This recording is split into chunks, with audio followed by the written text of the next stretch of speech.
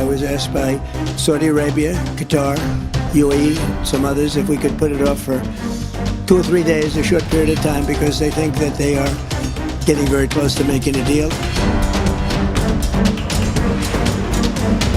های مسلح آن نسبت به گذشته آماده تر و قوی تر دست بر ماشه هستند و هر گونه تعرض و تجاوز مجدد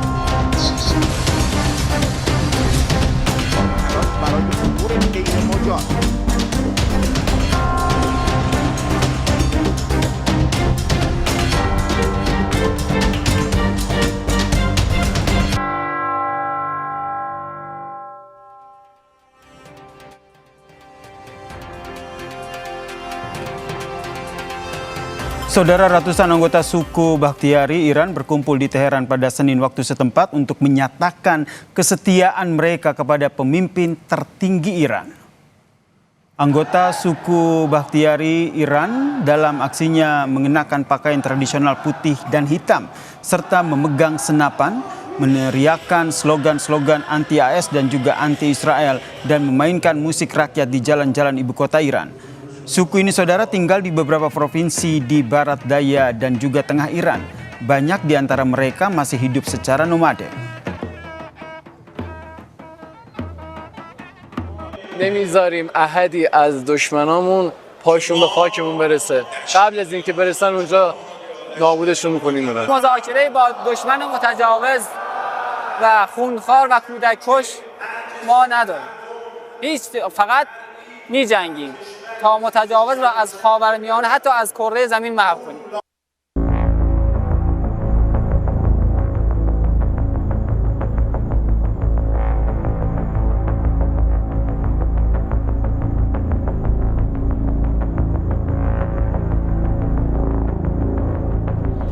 Langkah mundur yang dramatis. Presiden Amerika Serikat Donald Trump resmi membatalkan serangan militer terhadap Iran yang seharusnya mengeksploitasi langit Teheran pada Selasa ini. Trump mengklaim pembatalan sepihak ini terjadi setelah adanya desakan kuat dari para pemimpin Arab Saudi, Qatar, dan Uni Emirat Arab. Padahal hanya berselang 2 hari sebelumnya, Trump dengan agresif mengumbar ancaman kehancuran total melalui akun Truth Social miliknya. I was asked by Saudi Arabia, Qatar, UAE, and some others if we could put it off for 2 or 3 days, a short period of time, because they think that they are getting very close to making a deal. And if we can do that where there's no nuclear weapon going into the hands of Iran, I think, and if they're satisfied, we will be probably satisfied also. Sikap pelin-pelan Trump ini langsung menuai kecaman dari Teheran. Melalui akun X yang dikutip Press TV, penasehat senior pemimpin Iran, Mohsen Rezai, menilai Trump sama sekali tidak memiliki pendirian dan apa yang dilakukan Trump adalah harapan palsu untuk membuat Iran tunduk.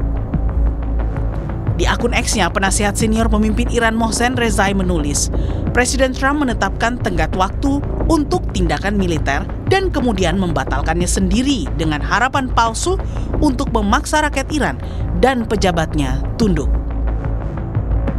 Gagal menggertak, Amerika Serikat kini justru dihadapkan pada posisi siaga penuh militer Iran.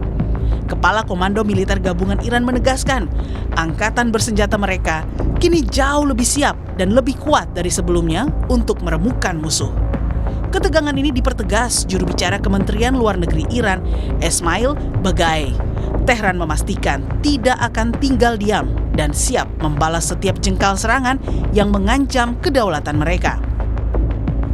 برای هر رویدادی، برای هر احتمالی آماده هستیم در میز مذاکره فارغ از این تهدیدها متمرکز بر منافع ملت ایران کار خودمون رو پیش میبریم. تهدیدها هم خیالتون راحت باشه. Langkah mundur Trump yang diklaim atas bisikan para sekutunya di Timur Tengah kini dibaca Iran sebagai sebuah kelemahan fatal. Ketika retorika pemusnahan massal berbenturan dengan kesiapan militer yang tanpa kompromi, ruang untuk berdialog semakin menyempit. Kini, mata dunia tertuju pada Timur Tengah, menanti siapa yang akan pertama kali melepaskan tembakan di tengah kepungan ego dan gengsi dua kekuatan besar ini.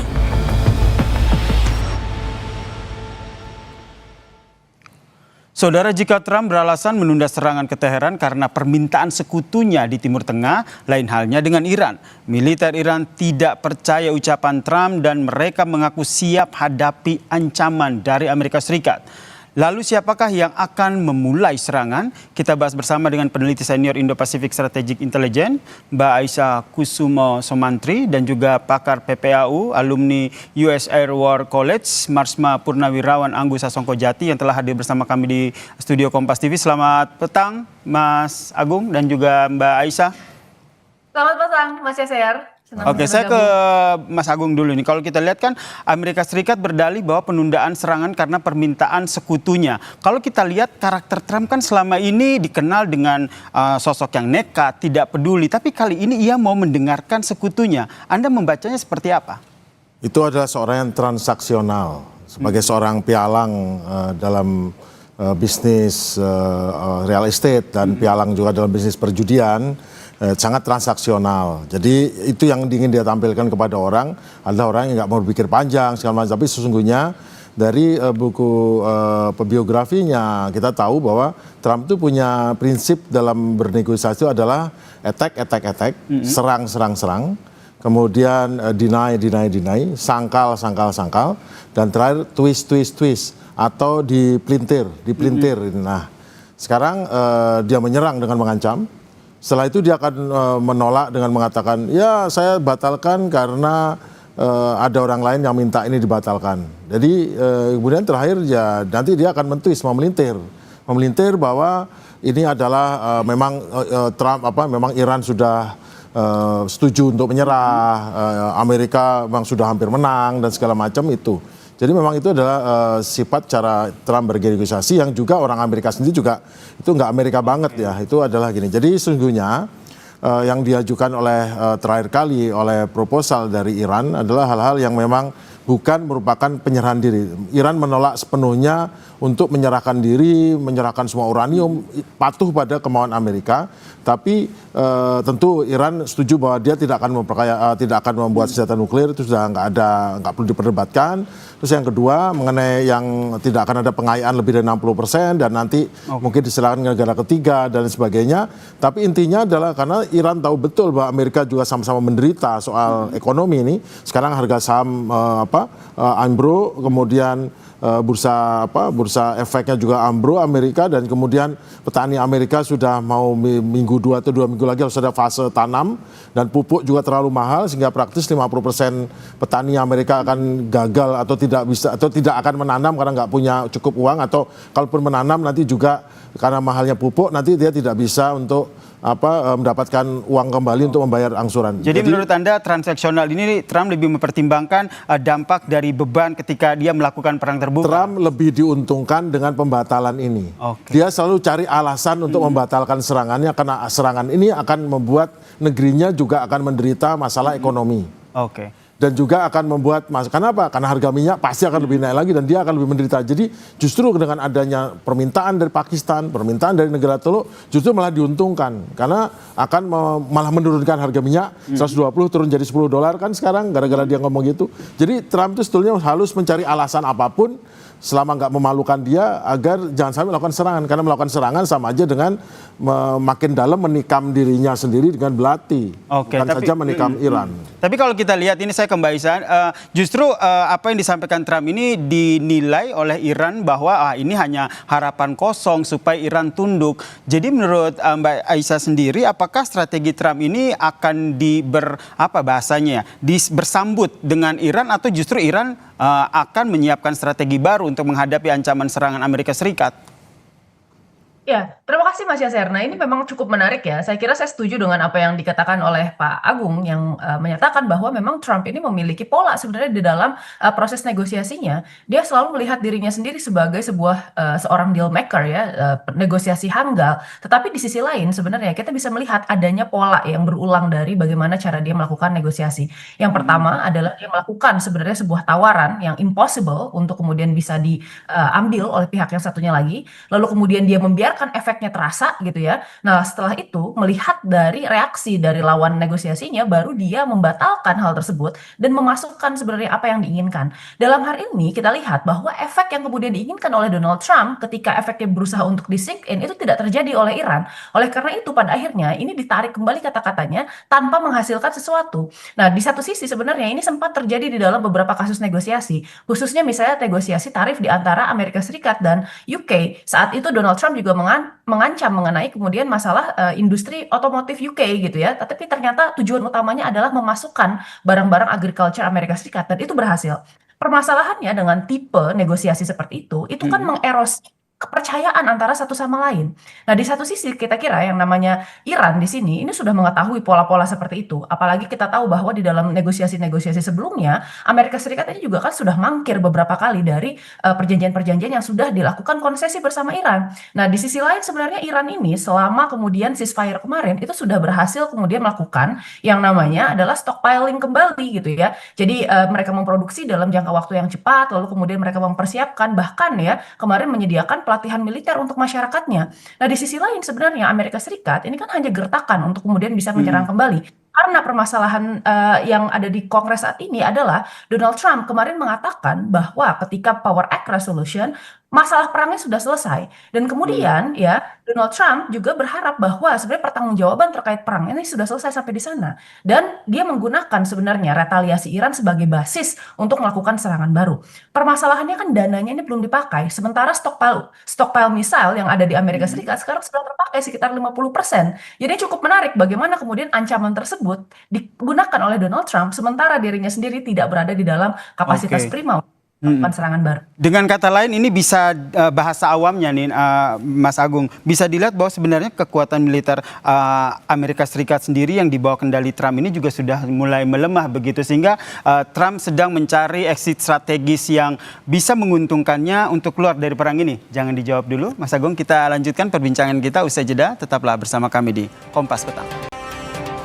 Seperti yang tadi disampaikan oleh Pak Agung bahwa sebenarnya karakter dari Donald Trump ini lebih kepada transaksional, mempertimbangkan betul serangan yang akan dilakukan. Apakah ini juga bisa kita simpulkan sementara bahwa sebenarnya militer Amerika Serikat ini beban anggarannya sudah melemah sehingga saat ini yang dipikirkan Donald Trump adalah bagaimana exit strategis dari perang ini? Jadi bukan beban anggaran perangnya, untuk beban anggaran nggak ada masalah. Masalahnya adalah ekonomi Amerika secara menyeluruh. Karena ekonomi Amerika ini berkaitan langsung juga dengan nasib politik dia. Karena sekarang kan harga apa-apa naik. Dan sebagian besar barang-barang yang dibutuhkan Amerika juga menjadi naik gara-gara harga minyak naik. Jadi transportasi harga minyak Amerika naik otomatis karena harga semua sama di dunia. Tapi yang paling repot adalah pupuk, kemudian bahan-bahan lain, plastik segala macam yang dibutuhkan di Amerika itu juga tidak masuk. Ataupun naik harganya semua. Itu kan jadi mahal, inflasi kan. Dampak dari perang ini? Ya, inflasi. Dengan inflasi maka mengakibatkan berarti ekonomi menurun. Begitu inflasinya melebihi persentase tertentu maka tidak menguntungkan karena pasti yield obligasi Amerika kan selalu mengurangi obligasi. Itu harus naikkan. Jadi lebih dari 4,5% yang terjadi dari US Treasury yield 10 years-nya orang-orang pada dijualin. Apalagi kalau musuhnya Amerika yang sebetulnya Cina beli dijual itu ambruk itu. Nah, begitu dia naik yieldnya maka suku bunga naik. Begitu suku bunga naik langsung semua yang menggunakan jasa perbankan kesulitan karena dengan naiknya suku bunga maka orang kerepotan bayar utang dan segala macam. Tapi intinya sekarang adalah Amerika itu bukan soal ini ya, soalnya bagaimana dia gimana caranya semua barang-barang yang dalam teluk itu keluar. Nah, itu berarti menyetop blokade. Tapi kalau nyetop blokade, Iran dia punya utang nih. Iran masih belum, soal uranium belum nyerah, apapun belum nyerah, khususnya uranium belum nyerah ya kutubnya. Itu dia harus nyerah gimana neken orang Iran yang lebih punya power yang megang Selat Hormuz. Nah sekarang, tapi Iran sendiri udah mau, ayo ke nego, saya mau gini. Nah, tapi kok gimana caranya jangan sampai Iran terlalu untung.